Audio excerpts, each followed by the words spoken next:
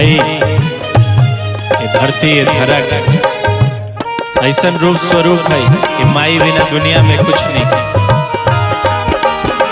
बेटा बेटी जब भी अपना माई से दूर होके ले यह हमेशा याद आवे। सगरो गम के बदरिया छा जाला,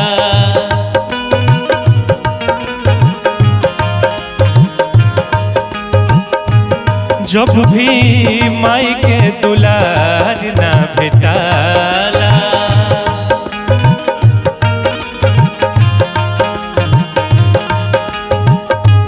सगरो गम के बदरिया छा जाला, जब भी माई के दुलार ना भेटाला। केहू अचरा के छाह बोला कहाँ पाई हो, केहू अचरा के छाह बोला कहाँ पाई हो। माई हो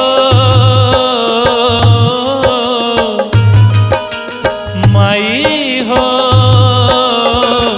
दुखवा सुनावे बोला कहाँ जाए हो।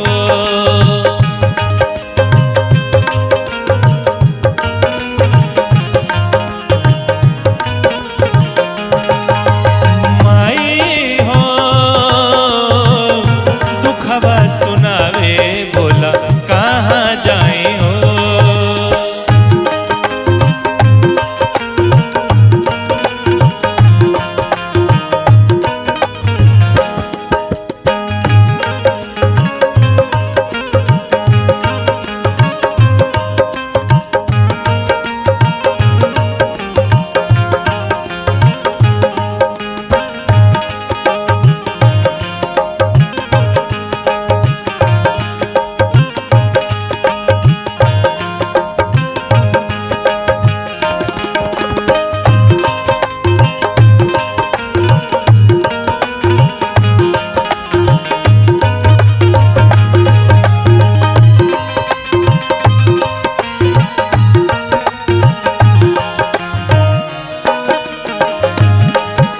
छतिया से दूधवा पियावेलू, दुनिया में चले सिखावेलू।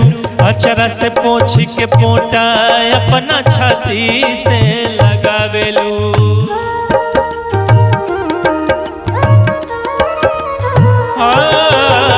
छतिया से दूधवा पियावेलू, दुनिया में चले सिखावेलू। अचरा से पोंछ के पोटा अपना छाती से लगावेलू। भीड़ भरल दुनिया कहाँ चैन पाई हो, भीड़ भरल दुनिया कहाँ चैन पाई हो। माई हो माई हो दुखवा सुनावे बोला कहाँ जाए हो।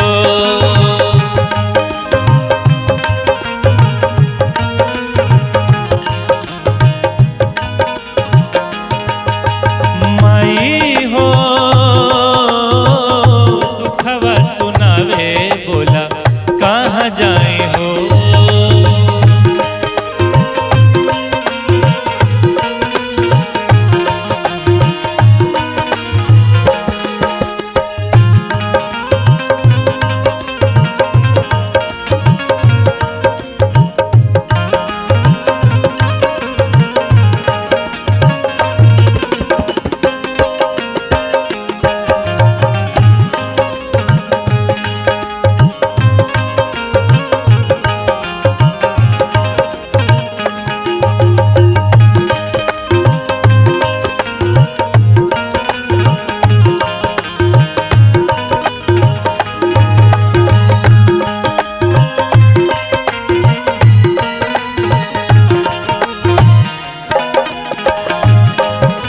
तोहरा सिवा कुछ बाटे ना, गौरी दुनिया काटेला। सच कहिला बेटा के सुख दुख अचरा में तोहरा आटेला।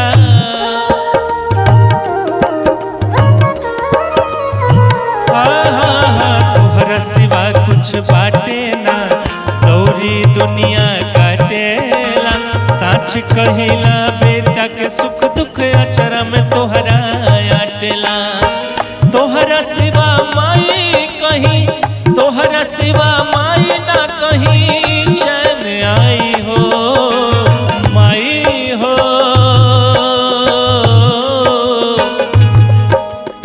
माई हो दुखवा सुनावे बोला कहाँ जाई हो।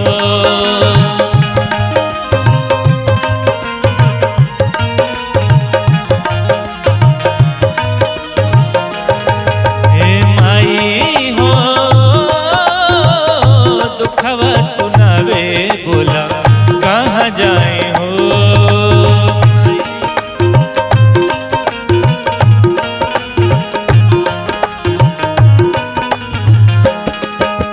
माई हो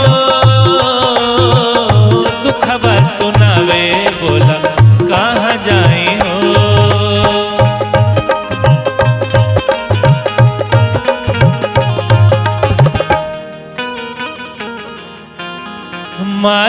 माई हो दुखवा सुनावे बोला कहाँ जाए हो।